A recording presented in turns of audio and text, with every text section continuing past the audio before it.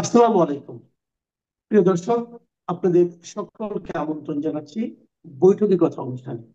বৈঠকি কথায় আজ আমাদের অতিথি হিসেবে উপস্থিত আছেন জাতীয় নদী রক্ষা কমিশনের সাবেক চেয়ারম্যান ডক্টর মঞ্জুর আহমেদ চৌধুরী। ডক্টর মঞ্জুর আহমেদ চৌধুরী, আপনাকে আমাদের অনুষ্ঠানে স্বাগত জানাচ্ছি। ডক্টর চৌধুরী, আপনি নিশ্চয়ই একটা এই মুহূর্তে খুব আলোচিত একটা খবর আপনি নিশ্চয়ই দেখেছেন যে গতকালকে লন্ডনের ফিনান্সিয়াল টাইমস পত্রিকায় ডক্টর ইউনূসের একটা ইন্টারভিউ মতো ছাপা হয়েছে। ওটা আসলে একটা পডকাস্ট ছিল, সেই পডকাস্টকে পরে তারা টেক্সট আকারে প্রকাশ করেছে। সেখানে অনেক কথা উনি বলেছেন, দেশ সম্পর্কে বলেছেন, আন্দোলন সম্পর্কে বলেছেন, জুলাই আন্দোলন সম্পর্কে বলেছেন, এবং টিউলিপ সম্পর্কে আলোচনা হয়েছে, হাসিনা সম্পর্কে আলোচনা হয়েছে, এবং এক পর্যায়ে তিনি জানিয়েছেন যে ছাত্ররা যে একটা রাজনৈতিক দল গঠন করছে সে ব্যাপারে তিনি কথা বলেছেন। এবং তিনি এখানে বলতে গিয়ে বলেছেন যে ছাত্রদেরকে উনি আসলে একভাবে বলেছেন একটা রাজনৈতিক দল গঠন করার জন্য। ছাত্ররা প্রথমে দ্বিধান্বিত ছিল, ছাত্ররা বলেছে যে আমরা দল গঠন করলে আমাদেরকে তো কেউ চেনে না, আমরা তো একটা আসনও পাবো না। উনি বলেছেন যে না, তোমাদের কিন্তু দেশের সবাই চেনে, তোমরা একটা চেষ্টা করে দেখতে পারো। এই ছিল মূল ভাষ্যটা। আমার ধারণা আপনি এটা চোখে পড়ার কথা। আহ, তো এই যে প্রেক্ষিতটা, যে ছাত্রদেরকে রাজনীতিতে উদ্বুদ্ধ করা ডক্টর ইউনূসের যে আকাঙ্ক্ষা এবং প্রচেষ্টা, এটা কি আপনার কি মনে হয়? এটা এক নম্বর কথা হলো, এটা আপনি কিভাবে দেখছেন? আর দ্বিতীয় যে জিনিসটা, এটা কি ডক্টর ইউনূস, আমরা একটা তত্ত্বাবধায়ক সরকার বলেন অথবা অন্তর্বর্তীকালীন সরকার বলেন, সেই সরকারের যে কাছ থেকে যে নিরপেক্ষতাটা প্রত্যাশা করি, সেই নিরপেক্ষতাটা কি কিছু হলেও ক্ষুণ্ণ হচ্ছে না? আপনি এটা কিভাবে দেখছেন আসলে? তত্ত্বাবধায়ক সরকার বলেন, অন্তর্বর্তী সরকার বলেন, আর সব সরকারেরই এই ধরনের সরকারের নিরপেক্ষতাটাই হচ্ছে মূল পুঁজি তাদের। আহ, এখানে আপনি দেখেন যে বাংলাদেশে বেশ কয়েকটা তত্ত্বাবধায়ক সরকার ছিল। 1-11-এর সময় অনেকটা ইন্টারিম গভর্নমেন্ট ছিল, বর্তমানে এখন ইন্টারিম গভর্নমেন্ট আছে। সবগুলি এই সরকারে, এ ধরনের সরকারে যারা উপদেষ্টা হয়েছেন এ পর্যন্ত, কমপক্ষে 100, 150, এমনকি 200 হতে পারে, আহ, উপদেষ্টা হয়েছেন, কেউই কিন্তু কোনো সময় রাজনীতি করেন নাই বা রাজনৈতিক দলের সাথে সংযুক্ত ছিলেন না, বা কোনো নির্বাচন করেন নাই। এবং যখন তাদের এই উপদেষ্টা আহ, আহ, পদটা তাদের যখন তার অবসান হয়, বা তারা যখন রিটায়ার করেন এই উপদেষ্টা পদ থেকে, তারপরেও কিন্তু কেউ করেন নাই। অর্থাৎ এক ধরনের অরাজনৈতিক ব্যক্তিদের নিয়ে এই ধরনের সরকার গঠনের একটা ঐতিহ্য ছিল। শুধুমাত্র একটা ব্যতিক্রম আমরা লক্ষ্য করেছি, যে 1991 সালে জাস্টিস শাহাবুদ্দিনের নেতৃত্বে যে তত্ত্বাবধায়ক সরকার গঠিত হয়েছিল, সেই সরকারের কিন্তু ডক্টর ইউনূস একজন অ্যাডভাইজার ছিলেন। উনি 2006 সনে আবার একটা রাজনৈতিক দল করেছিলেন, অল্প কয়েক সপ্তাহ পরে উনি বাদ দিয়ে দিয়েছিলেন। কিন্তু উনি অ্যাক্টিভলি রাজনীতিতে নেমে পড়ছিলেন। এটা কিন্তু আহ, আহ, একটা অনৈতিক কাজ হয়েছে। উনি একসময় নিরপেক্ষতার জন্যই তো ওনাকে নেওয়া হয়েছিল আপনার 1991 সালে। এখন আমরা যেটা দেখতেছি যে উনারই যারা ছাত্র উপদেষ্টা, তাদেরকে উনি বলছেন যে তোমরা একটা রাজনৈতিক দল করো, এবং উনি তাদেরকে উৎসাহ প্রদান করছেন। উনি এক জায়গায় প্রথমেই একবার বলেছেন যে এই ছাত্ররাই হচ্ছে ওনার প্রাথমিক আহ, নিয়োগকর্তা। তা এখন এই কথার মাধ্যমে, এবং রাজনৈতিক দল গঠন হয়ে যাবে ছাত্রদের দ্বারা আপনি ধরেন 3 সপ্তাহ পরে, এখন এই উপদেষ্টারাও নাকি সেখানে 2-1 জন যে জয়েন করবেন। সবকিছু দেখে মনে হচ্ছে যে এই বর্তমান যে অন্তর্বর্তী সরকালীন সরকার, এই সরকারের নিরপেক্ষতা হারিয়ে ফেলেছে। এই সরকারের উপরে রাজনৈতিক দলগুলি আহ আপনার আহ, আস্থা রাখতে পারবে না। এবং এর জন্য দায়ী করব আমি এই ছাত্রদেরকে না, আমি ছাত্রদেরকে দায়ী করব না, মূলত আমি দায়ী করব ডক্টর ইউনূসকে। উনি কেন তাদেরকে এক ধরনের এনকারেজ করতেছেন? এক ধরনের কি কিন্তু বোঝা যাচ্ছে যে ডক্টর ইউনূসের নিরপেক্ষতা নিয়ে কিন্তু এক ধরনের বিতর্ক অলরেডি আমরা দেখতে পাচ্ছি। বিতর্ক ঠিক নয়, যেমন ধরেন নির্বাচনের ডেট নিয়ে একজন বিরোধী মনে হচ্ছে যে ফেব্রুয়ারি থেকে বিএনপি নির্বাচনের জন্য আন্দোলনে যাবে বলছে। বিএনপি একটা সম্ভাব্য প্রস্তাব করেছে যে অগাস্টের মধ্যে নির্বাচন দেওয়া হোক। এবং এই সরকার তো ডিসেম্বরের আগে কোনো কথাই বলবে না। তারপর নিজেরাদের মতো হলে পরে সেটা হলে তাদের যদি ইচ্ছা অনুযায়ী হয়, মানে মানে যদি সম্পূর্ণ সংস্কার হয়, তাহলে সেটা আগামী বছরের জুনে যাবে। এই যে আগামী বছরের জুন পর্যন্ত নিয়ে যাওয়ার যে আকাঙ্ক্ষা ডক্টর ইউনূসের, এটার সঙ্গে কি আপনি ছাত্রদের রাজনৈতিক দল গঠন, তাদের দলকে গুছিয়ে নেওয়া, এই ধরনের কোন আপনার কারণ কি আপনি দেখেন যে এই জন্যই উনি এতটা সময় নিতে যাচ্ছেন? এটা তো অবভিয়াস। ছাত্ররা যাতে তরুণ এই দলটা যেন গুছায় নিতে পারে, রুট লেভেলে তাদের অনেক আহ, প্রসার ঘটাতে পারে, এই জন্য তাদের সময় দরকার। এই সময় তারা যে বলছেন যে 2026 সনের জুন পর্যন্ত নেবেন। আমরা সবাই জানি জুন হচ্ছে আষাঢ় শ্রাবণ, জুন জুলাই আষাঢ় শ্রাবণ ভরা বর্ষাকাল, ওই সময় নির্বাচন করা যায় না। একবার হয়েছিল, বাধ্য হয়ে হয়েছিল 1996 সনের জুনে।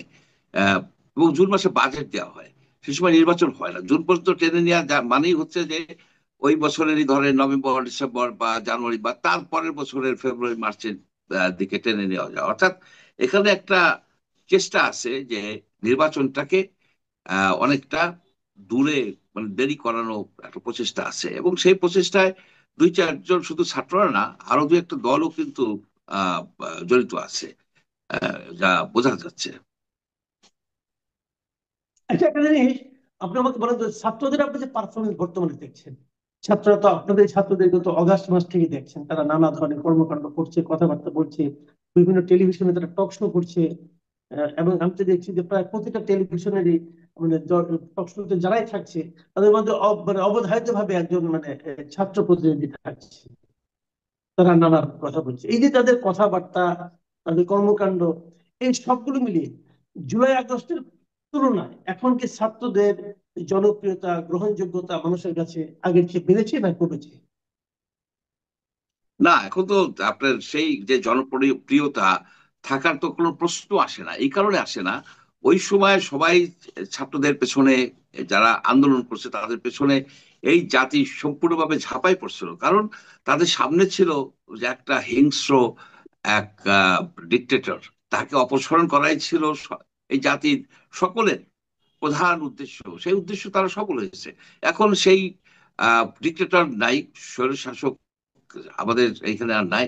সুতরাং এখানে তাদের সেই ঐক্য বা সেই ধরনের চেতনা থাকার কথা না। এটা এটা যে ছাত্রদের ছাত্ররা যে অজনপ্রিয় হয়ে গেছে কিংবা আরো বেশি পপুলার হয়েছে সে বিষয় না। বিষয়টা হচ্ছে যে ইস্যুতে সবাই ছাত্রদের পেছনে, ছাত্ররা স্পিয়ার হেডেড করছে এই আন্দোলনটাকে, তার পেছনে দাঁড়াচ্ছিল, সেই ইস্যু সলভ হয়ে গেছে। শেখ হাসিনা নাই ফিল্ডে, না না, আমি তারকে আমি আমি বিতাড়িত কিন্তু করা হয়েছে। আমি কিন্তু প্রশ্নটা করেছিলাম এ কারণে যে, আমি কিন্তু প্রশ্নটা এ কারণে করেছিলাম যে আমি জানতে চাচ্ছিলাম যে যদি মানে নির্বাচনকে বিলম্বিত করা হয়, তাহলে কি ছাত্রদের জনপ্রিয়তা বাড়তে থাকবে? ওই অর্থে জিজ্ঞাসা করেছিলাম।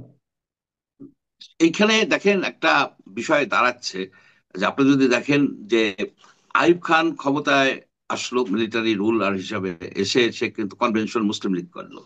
আপনি যদি দেখেন যে জিয়াউর রহমান ক্ষমতায় আসলো, এসে সে একটা জাগদল করলো, পরে সেটা বিএনপিতে রূপান্তরিত করলো। এগুলি সবই কিন্তু কিংস পার্টি, এগুলিকে অন্য কোনো দেওয়া যাবে না। এরশাদও সেই কাজই করছে, যে তার যে জাতীয় পার্টি, সেটাও কিন্তু সে ওইভাবেই করছে। বৈজু আহমেদও কিন্তু এই চেষ্টা করেছিল, কোরেশিকে দিয়া, তারপর জেনারেল ইব্রাহিমকে দিয়া, কিন্তু করে উঠতে পারেনি। এখন দেখা গেল ডক্টর ইউনূসও একটা কিংস পার্টি তৈরি করতে যাচ্ছেন। অর্থাৎ যেই যায় লঙ্কায় সেই হয়ে যায় বান্দর। এই বিষয়টা খুব খারাপ শোনা যায়, কিন্তু না বললে কোনো উপায় নাই। এটা তো কিংস পার্টি হবে, এটা কিংস পার্টি হবে। এই কিংস আচ্ছা। পার্টির আর একটা ক্যারেক্টারিস্টিক হচ্ছে যে তারা প্রথমে দেয়, আপনার স্থানীয় সরকার নির্বাচন দেয়। স্থানীয় সরকার নির্বাচন দিলে অনেক স্থানীয় সরকারের যারা প্রতিনিধি আছেন, তারা এই ইসে জয়েন করবেন, এই তাদের দলে জয়েন করে একটা ভিত্তি হবে। এইভাবে আগাচ্ছে। কিংস পার্টি তৈরির যে ম্যানুয়াল, যারা একেবারে পাতায় পাতায় এখানে ফলো করা হচ্ছে, যার ফলে আমি যেটা দেখতেছি যে রাজনৈতিক দলগুলি যারা চাচ্ছে যে একটা সুষ্ঠু নির্বাচন হোক, একটা সঠিকভাবে জনগণ যেন ভোট দিতে পারে, সেটা সহজে হবে বলে আমার কাছে মনে হচ্ছে না। আমি আরেকটা পয়েন্ট আপনাকে একটু থামাচ্ছি, আসলে অন্য একটা পয়েন্টে যাচ্ছি, এটা একটু মানে নতুন ধরনের পয়েন্ট। ইদানিং আমরা দেখতে পাচ্ছি যে হাসিনা বিরোধী যে আন্দোলন, যে কথা আপনি একটু আগে বললেন, যে হাসিনা বিরোধী আন্দোলন যখন চলছিল তখন সবাই ছাত্রদের পেছনে ছিল, কিন্তু এই আন্দোলন শেষ হয়ে যাওয়ার পর, মানে এই কমন যে এনিমি সেটা চলে যাওয়ার পর এখন কিন্তু যার যার স্বার্থ নিয়ে সবাই কিন্তু মাঠে নেমেছে। এবং সেখানে তারা নির্বাচনকে সামনে নিয়ে কেউ নির্বাচনে জয় হতে চাচ্ছে, কেউ নির্বাচনে শেয়ার চাচ্ছে, নানান ধরনের আলোচনা চলছে। এবং এর মধ্যে আমি এটাও দেখেছি যে আন্দোলনের সময় যারা নাকি সবাই আন্দোলনের পক্ষে ছিল, আন্দোলনের যে শক্তিগুলো খালি পলিটিক্যাল শক্তি না, যে নন পলিটিক্যাল যে শক্তিগুলো ছিল বিভিন্ন বিচ্ছিন্ন ভাবে এবং সোশ্যাল মিডিয়ায় যারা সক্রিয় ছিল, তাদের মধ্যেও দেখছি এক ধরনের বিরোধ তৈরি হয়েছে। একদল একজন আরেকজনকে ডিফেম করার চেষ্টা করছে, বেইজ্জতি করার চেষ্টা করছে। এবং সবাই লক্ষ্য হচ্ছে যে মানে যার যার মধ্যে তার লক্ষ্য প্রকাশ করছে। আমরা দেশের বাইরের থেকেও কাউকে দেখছি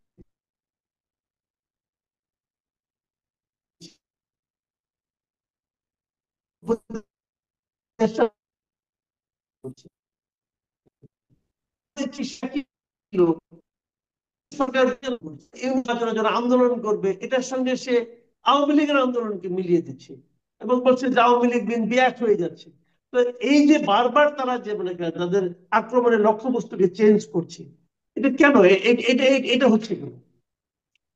আপনি দেখেন যে বাইরে থেকে বেশ কয়েকজনই আপনার সোশ্যাল মিডিয়া ইনফ্লুয়েন্সার হিসাবে আছেন, তাদের ব্যাপক জনপ্রিয়তা আছে।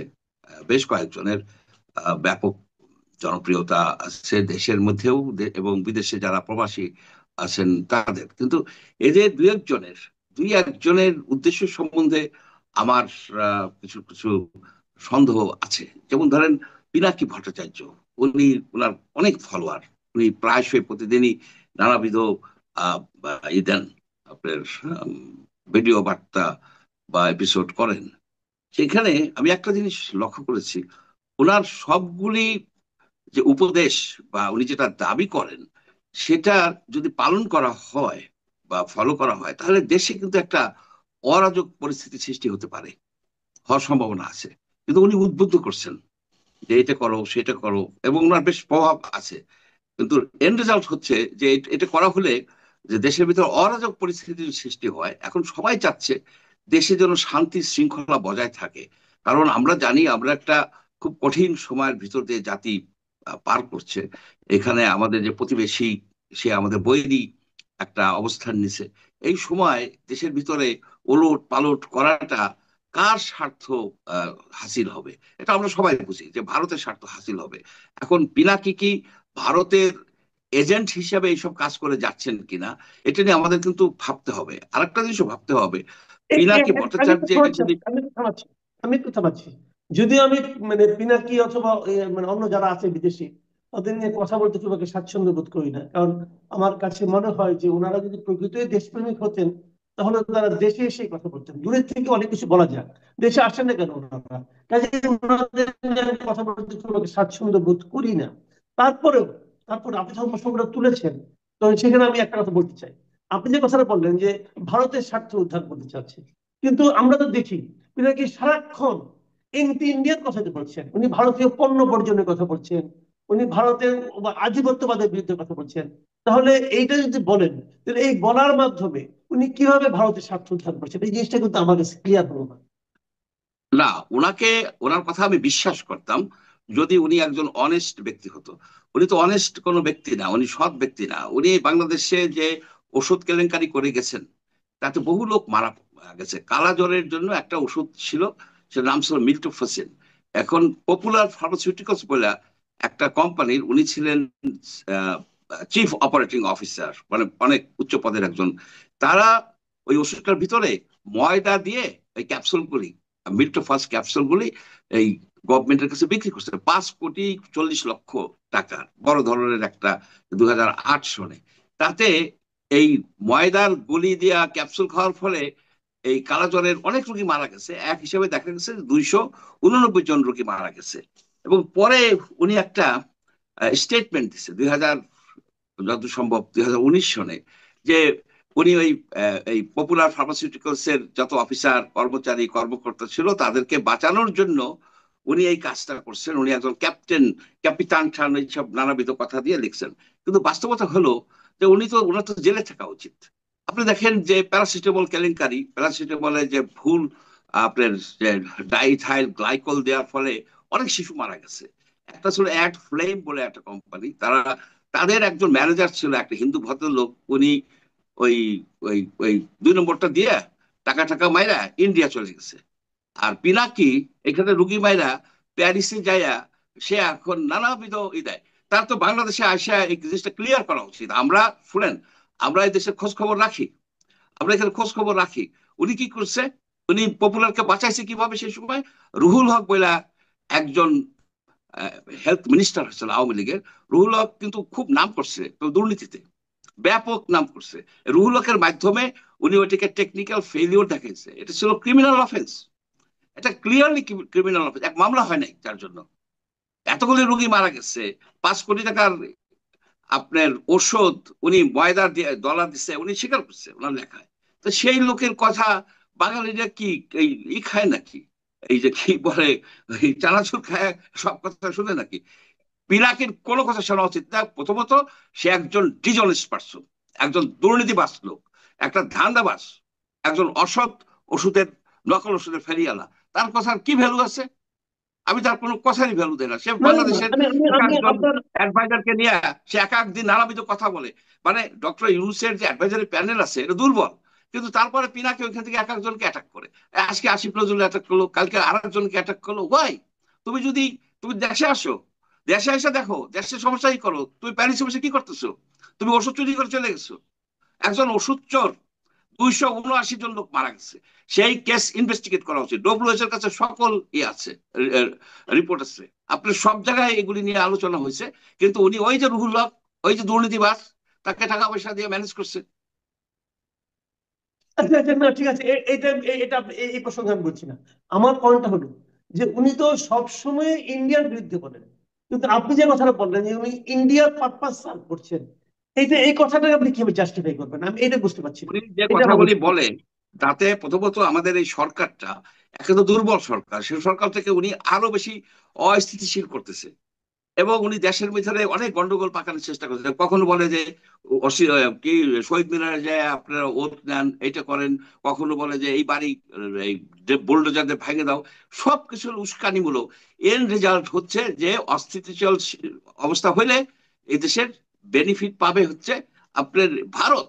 সবাই আমরা জানি উনি সেটাই করতে চাচ্ছে। ওনার ওনার কথা তো, উনি হচ্ছে ডাবল এজেন্ট। দেখাচ্ছে এটা, দেখাচ্ছে এটা। উনি একজন হিন্দু লোক, উনি বিয়ে করছে একজন মুসলমানকে, করতেই পারে। কিন্তু ওনার তো মুসলমান হওয়া উচিত। উনি কি মুসলমান হয়েছে? অথবা তার হচ্ছে হিন্দি হওয়া উচিত ছিল। এটা আমাদের কালচার। আমি মনে করি এটা তার একেবারে একান্তই ব্যক্তিগত বিষয়। কিন্তু বাংলাদেশের যে একটা কালচার আছে, একটা ধর্মীয় যে বিষয় আছে, এগুলি কিন্তু সম্পূর্ণভাবে ইগনোর করে যাচ্ছে। এই লোকের উচিত বলা, ক্লিয়ার কাট পিনাকির বলা হচ্ছে, পিনাকি তুমি কি হিন্দু নাকি তুমি মুসলিম? ও তো তখন ওই নজরুল সাহেবের কথা বলবে, ওই বলবে যে হিন্দুরা মুসলিম জিজ্ঞাসা কোন জন, এই ধরনের কাব্যিক কথা জানে উনি। না না, ঠিক আছে, যাও, আমরা বরং ব্যক্তিগত প্রসঙ্গ বাদ রাখি। কিন্তু আপনি কি মনে করেন যে এই আন্দোলনটাকে, যে আন্দোলনটা আমাদের হয়েছিল, সেই আন্দোলনটাকে তার মানে যৌক্তিক লক্ষ্যে পৌঁছানোর জন্য সকল মানুষকে আসলে একটা একতাবদ্ধ থাকা মানে প্রয়োজন ছিল কিনা? এবং এটা এই সমস্ত ক্ষুদ্র ক্ষুদ্র বিষয় নিয়ে আলোচনা করে দেশে একটা গন্ডগোল পাকানো, এবং গন্ডগোল পাকানো ওই যে ওলট পালট করে যে লুটে পুটে খায়, এই ধরনের একটা পরিস্থিতি তৈরি করাটা, এটা কি আমাদের জাতির জন্য ভালো হচ্ছে কিনা? একেবারে ভয়ঙ্কর অবস্থা। আপনার জাতি একটা ক্রান্তিকালে যাচ্ছে, ক্রান্তিকাল দিয়ে যাচ্ছে। সেইখানে আমরা একজন অতি বৃদ্ধ একজনকে আমরা চুজ করছি, যা করছি করছি। এখন তাকে যাতে সে যেন চালায় একটা নির্বাচন দিতে পারে, এবং তাকে ক্লিয়ারলি বোঝানো দরকার যে আপনি যে কাজটা করছেন আপনি নিরপেক্ষতা হারিয়ে ফেললেন। আপনাকে এখানে আনা হয়েছে 2টা কারণে। একটা হচ্ছে যে আপনার ওয়েস্টার্ন কান্ট্রির সাথে আপনার ভালো সম্পর্ক আছে, বিশেষ করে আমেরিকার সাথে ভালো সম্পর্ক আছে, এই একটা কারণ। আর একটা কারণ হচ্ছে যে আপনি একজন নিরপেক্ষ ব্যক্তি এবং নোবেল লরিয়েট, নিরপেক্ষ ব্যক্তি। আপনি এখন যে দুইটাই হারাই ফেলাইলেন। একটা হচ্ছে যে ট্রাম্প সাহেব আপনাকে ইনভাইট করে নাই, আমেরিকা আপনাকে ইনভাইট করে নাই তাদের ইনগরেশনে, কোন রকমের এই দেয় নাই, সেটা ধরেন একটা বিষয়। আর একটা হচ্ছে এই যে আপনি যে আপনার ছাত্রদেরকে বলতেছেন দল করো, যে না না ছাত্রদের না, একটা অংশ। মঞ্জু ভাই, ইনভাইট তো নরেন্দ্র মোদীকেও করেনি, তাতে কি আসে যায়? নরেন্দ্র মোদীকে ইনভাইট করছিল, যায় নাই। জয়শঙ্কর গেছে, অত্যন্ত রেসপেক্টেবল ই হয়েছে, তাদের সাথে মার্কোস রুবিওর মিটিং হয়েছে প্রথম দিনেই। সুতরাং সেখানে তুলনা করে তো লাভ নাই। আমাদের এখানে তো ফরেন মিনিস্টারকেও দাওয়াত করেন, অর্থাৎ বাংলাদেশকে রাষ্ট্র, শুধু ইউনুস না, রাষ্ট্র হিসেবে ট্রাম্প তেমন গুরুত্ব দেয় নাই। ট্রাম্পের গুরুত্ব না দিলে কিছু আসে যায় না, আমরা আমাদের মতো করে চলবো। কিন্তু সবচেয়ে বড় অ্যাসেট ছিল যে উনি একজন নিরপেক্ষ ব্যক্তি। সেইখানে ছাত্রদেরকে, আপনি যেটা অনেক আগেই বলছেন যে এই তরুণদেরকে এই তরুণদেরকে এই মিনিস্ট্রিতে ওনার নেওয়াটা ঠিক হয় নাই। তরুণরা যদি একটা ফোর্স হিসেবে থাকতে পারতো, তাহলে কিন্তু তারা এই দেশে আরো অনেক সুবিধা করতে পারতো। এই তরুণদেরকে এই যে এক একটা কয়েকটা করে মিনিস্ট্রি দায়িত্ব দেওয়ার ফলে একটা কনফিউশনের সৃষ্টি হয়েছে, অ্যাডমিনিস্ট্রেশনও হয়েছে। কিন্তু এই তরুণরা কিন্তু, তাদেরকে আমি সবসময় স্যালুট করব, যে তারা একজন ডিক্টেটরের হাত থেকে, তাদের নেতৃত্বে ডিক্টেটরের হাত থেকে আমরা মুক্তি পাইছি। এ বিষয়টা অনিশ্চয়কার্য।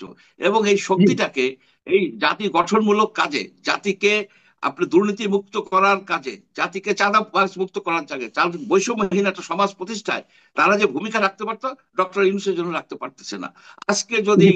এই যে বলেন হাসনাত বলেন, সার্জিস বলেন, এই যে যারা আছে, তারা বাইরে একটা শক্তি হিসেবে হুঙ্কার দেয় যে বাংলাদেশের আনাচে কানাচে সব চাঁদাবাজদেরকে আমরা উৎখাত করব, আমরা দুর্নীতি দমন করব, দুর্নীতি হইলে আমরা তাদেরকে ছেড়ে বেড়ে খেয়ে ফেলবো, এই জিনিসটা উনি হইতে দেয় নাই।